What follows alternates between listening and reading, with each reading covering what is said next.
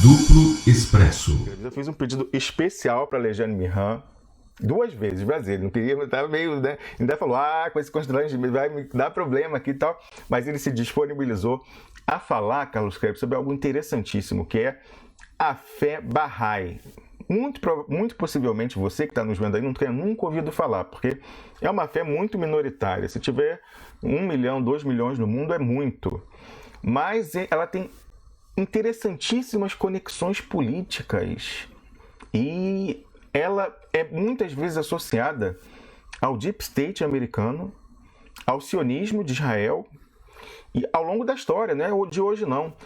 Disse que no Irã, do Shah Reza Pahlavi, que foi fruto de um golpe, né, aquele regime que tinha uma repressão terrível sobre a população, a polícia política do Shah Reza Pahlavi era composta quase que exclusivamente por membros da fé Bahá'í. Então, as ligações da fé Bahá'í, cuja sede fica em Haifa, em Israel, com esse Estado, com o Estado sionista e com os Estados Unidos, a CIA, a Comunidade de Inteligência, são conhecidos, inclusive reconhecidos publicamente. Se você colocar Bahá'í CIA no Google, vai aparecer um print screen da página deles na internet, no Facebook, uma pessoa falando assim, não, porque eu trouxe para o nosso meio o diretor da CIA e tal. Eu falei, o cara até assume publicamente no Facebook que leva lá os cultos dele, é uma fé meio secreta, não se sabe. A doutrina deles pode-se dizer antinacional no sentido de antinacionalismo, é sempre aquela visão cosmopolita, sem fronteiras, globalista. E por que tem relevância, nós vamos falar aqui hoje da fé Bahá'í? Porque, Carlos Krebs, aquele homem misteriosíssimo, o marido da Procuradora-Geral da República, Bradley J. Dodge, marido da Raquel Dodge, aquele cujas imagens são secretas, não se encontra no Google Images fotos dele, mas se você quiser vê-lo, vá lá duploexpresso.com e escreve Bradley Dodge. Homem quase sem face. Quase sem face. Só tem uma foto que não aparece em buscas dele. Lejane Mirhan está chegando aí. Olha ele aí. Bom dia, professor Lejane Mirhan. Estamos fazendo aqui uma introdução para a questão da fé Bahá'í. Estou terminando aqui, nós vamos conversar hoje. Então, as fotos dele são inexistentes. Só tinha uma foto que não aparece em buscas. E ele trabalha, o day job, digamos assim, o cover dele, né?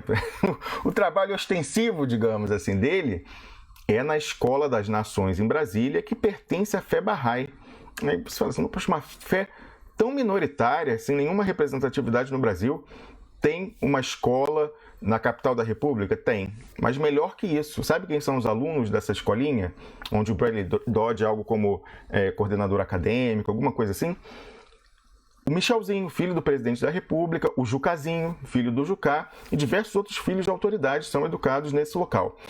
E o Bradley J. Dodge tem esse emprego, né? Então, numa escola de elite que educa a elite do poder brasileiro, né? Imagina a reunião de pais ali, pais e alunos ali, deve ser uma coisa quente. Ele tem esse emprego, fora isso, a esposa dele, então, certamente ganha muito bem. Uma escola dessas certamente paga um salário muito bom para uma pessoa que tem um emprego ali. Ele ganha muito bem ali. Fora isso, a mulher dele, como todos nós sabemos, ganha muito bem. Mas ele, além disso tudo, ele sente a necessidade de ter um trabalho auxiliar, está lá no LinkedIn dele, nós publicamos print disso, de dar aulinhas particulares de inglês. Olha, ele é uma pessoa assim muito generosa, porque ele tem uma formação tão elevada para ser professor particular de inglês. Ele é formado em tecnologia da informação. Fora isso, ele tem mestrado em Harvard, lá do Mangabeira Húngara. Alô, Harvard, pois é. E aí, fora isso, ele dá aulinha particular de inglês, mas tem um detalhe, Carlos Krebs, ele não dá lá nas cidades satélite, não, pessoal popular não. Ele gosta de dar aula de inglês particular, só ele, né, cara a cara, tete a tete, para autoridades da República. Né? Interessante isso. Realmente, eu conversei assim, ele é uma pessoa invisível, as pessoas não veem solenidades em Brasília. Ele, que é o marido da Procuradora-Geral da República, ela sempre vai a esses compromissos sozinho, que foi confirmado aqui no programa pelo professor Marcelo Neves, o professor de Direito Público da Universidade de Brasília. Ele diz que nunca viu na vida o marido da Procuradora-Geral da República. Bom dia, professor Lejane Mirhan. Nós vamos começar hoje pelo Iraque ou pela fé Bahá'í?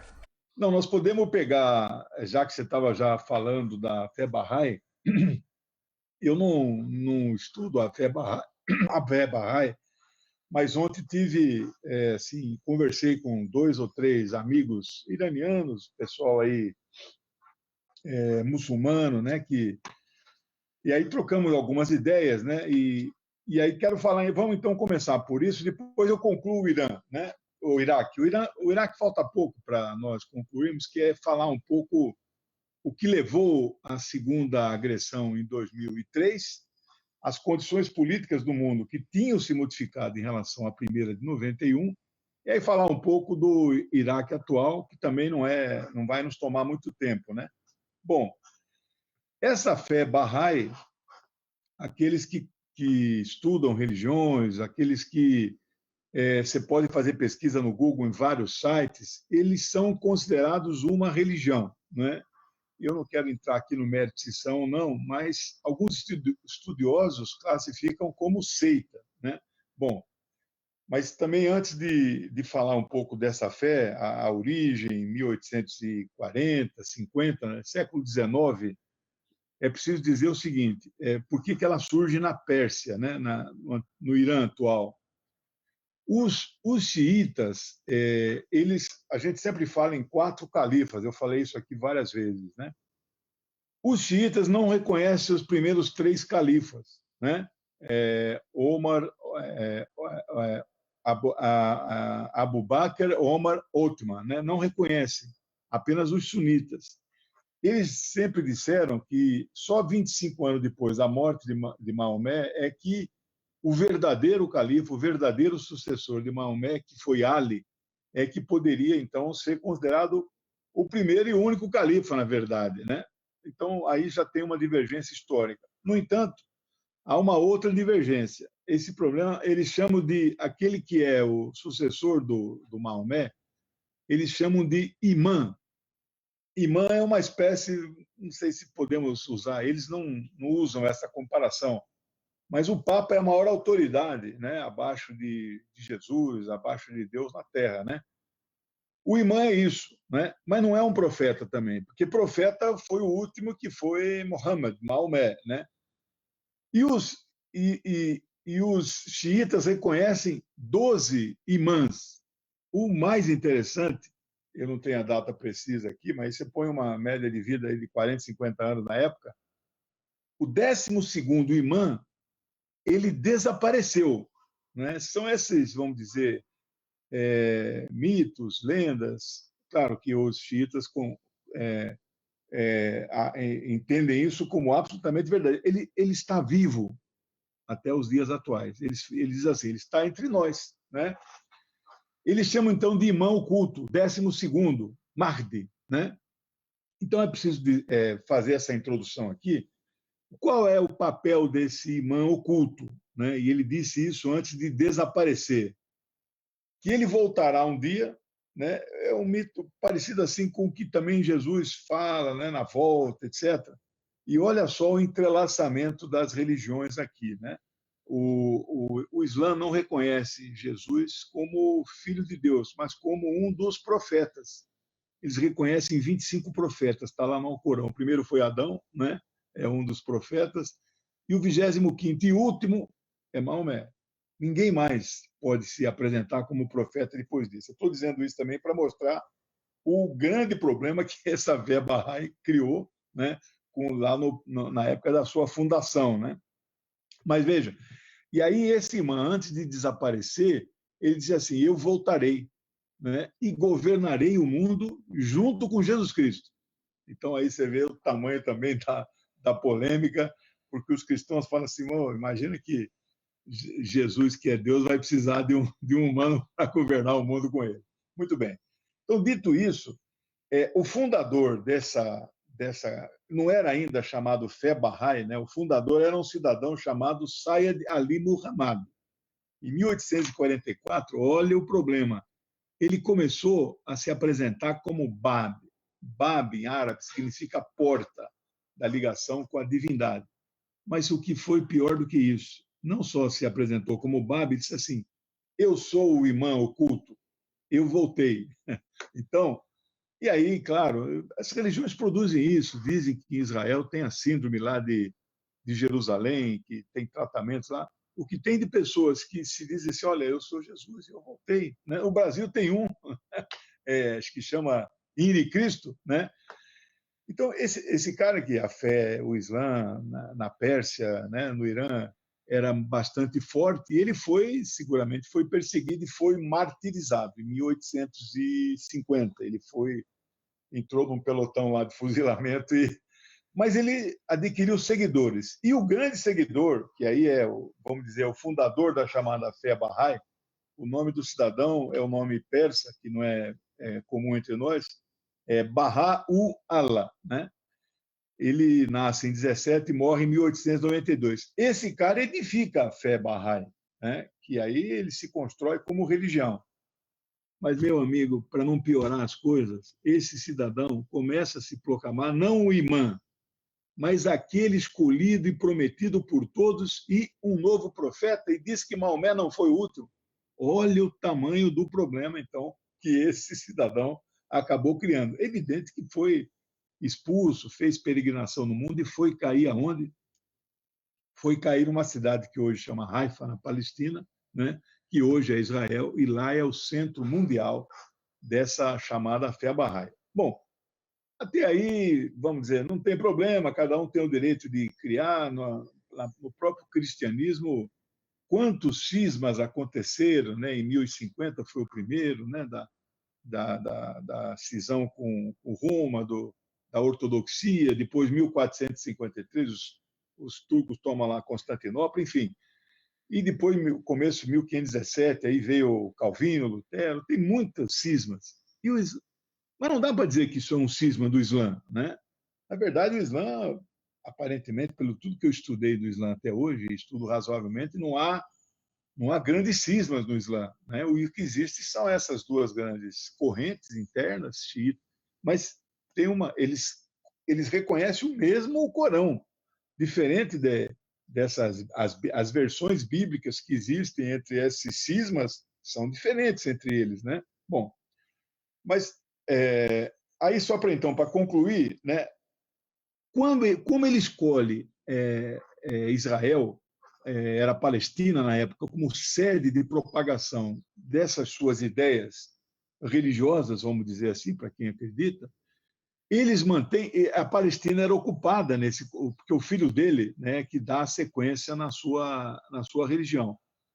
Eles mantêm estreito contato com o Império Inglês, né? O Império Inglês, que ocupava a Palestina, ocupou de 17 até 1947. Isso também tem exemplo de religiões. Professor Alexandre Mihran, só uma dúvida minha. Você acredita que essa identificação deles, da fé Bahá'í, com os sucessivos imperialismos, o inglês, depois o americano, sionista americano, isso é algo de conveniência política, aquela história de dividir para conquistar, então era alguém útil para tentar dividir o Oriente Médio, ou você acha que isso tem também fundamentos teológicos, no sentido de que a fé Bahá'í tem essa questão do internacionalismo, né, do cosmopolitismo, de acabar com as barreiras entre as nações, e nada melhor do que o império para isso? É muito boa essa pergunta, mas eu fico com a primeira alternativa, o Rômulo, porque o que vai se mostrar depois é que a ação deles, ligadas com o imperialismo inglês, ultrapassa o período de 47, quando a Inglaterra deixa, né, a Palestina. Na verdade, foi 15 de maio de 48, que aí é proclamado o Estado de Israel, e eles continuam mantendo contatos. E aí é que vem essa questão hoje. Muitos desses seguidores da fé Bahá'í que atuam dentro do Irã, e olha, eu não fui pessoalmente no Irã ainda, né? Mas espero ir um dia, mas eu conheço bastante e tenho muito contato. Há uma liberdade religiosa no Irã, né? As sinagogas e as igrejas são protegidas pelo Estado, pela Revolução Islâmica, porque é um fundamento do Corão, né?